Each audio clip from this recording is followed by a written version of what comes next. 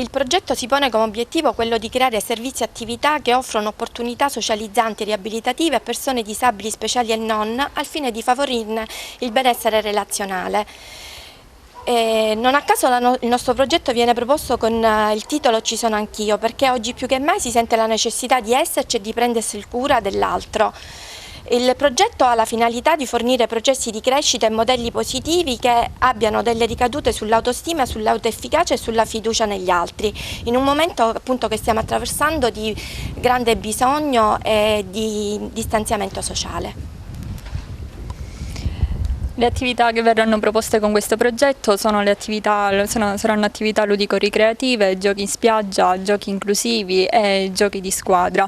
E inoltre sono previste anche animazione e attività riabilitative, soprattutto per i bambini speciali, in quanto si promuovono attività natatorie, in quanto il minore al contatto con l'acqua sappiamo i benefici che ne può ricavarne, come avere maggiore consapevolezza di quello che è il suo corpo, maggiore consapevolezza di se stesso e imparare le tecniche fondamentali come quelle del galleggiamento, della respirazione. Inoltre la cooperativa si propone di garantire servizi di ristorazione presso in via Lungomare Nettuno, presso lo stabilimento balneare Golden Beach.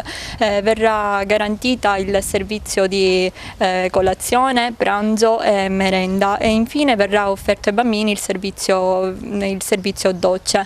Inoltre sarà presente anche la figura di un animatore specializzato per intrattenere i bambini e per cercare quindi di dargli una maggiore partecipazione e recuperare quello che è il più possibile la normalità. La cooperativa mette a disposizione personale altamente qualificato che sappia rispondere a quelli che sono i bisogni di ogni bambino. Infatti è previsto per ogni bambino singolarmente la presenza di operatori qualificati come OS, OSA e ASACOM. Inoltre è previsto l'animatore e il bagnino personale.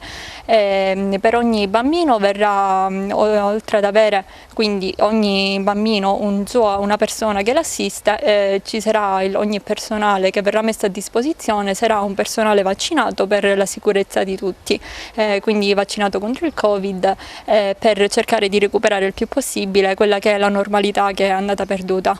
Io voglio ringraziare veramente che ci hanno dato questa opportunità delle aziende del nord che hanno voluto sponsorizzare questa colonia.